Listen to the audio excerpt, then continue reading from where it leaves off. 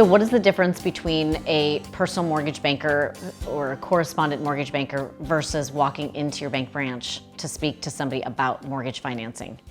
The difference between being an individual mortgage banker like me is the accessibility that on a weekend I might be on the soccer field, but I will answer my phone or call you back within a very timely manner.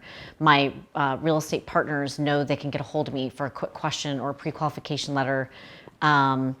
Oftentimes people can't talk during business hours because of their job constraints and or family schedules. So a lot of times we're setting up appointments on their schedule, and I have that flexibility. It's what I've been doing for 20 years. And so people who work with me know that they're going to get that type of service, and that they're not going to necessarily get that by working with somebody who works bankers' hours.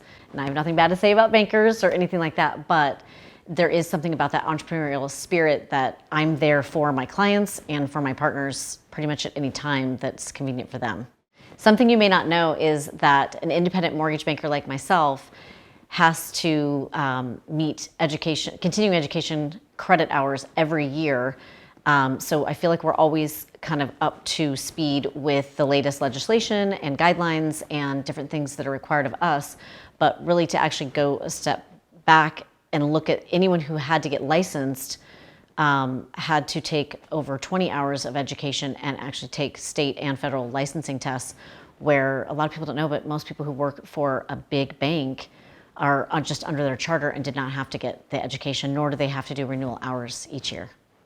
So as a mortgage banker for Guaranteed Rate, I have access to so many different lending avenues. And what I mean by that is, it's not all one box fits all. It is really, it allows me to go in and figure out, if a client has a particular kind of niche situation, I may choose to go to one lender over another within, we process, underwrite, and fund the loan, but we have access to investors that have different guidelines or different overlays. And what that means is, one particular lender or investor, as we call them, may allow you to do one little thing different than another one that may preclude you from that lender. So it's really me having to know my stuff to be able to figure out which avenue is best suited.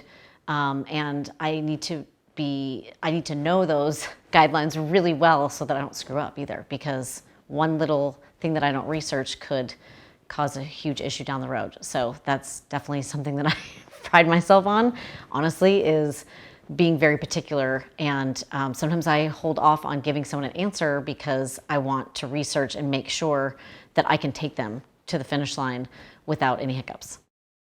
Our innovative technology allows you to not only upload documentation, but allows us to basically take the process from there, from processing, underwriting, closing, and into your new home. So remember, if you want to do it old school and talk on the phone, you can always get me on the weekend, in the evening, or whenever it's convenient for you.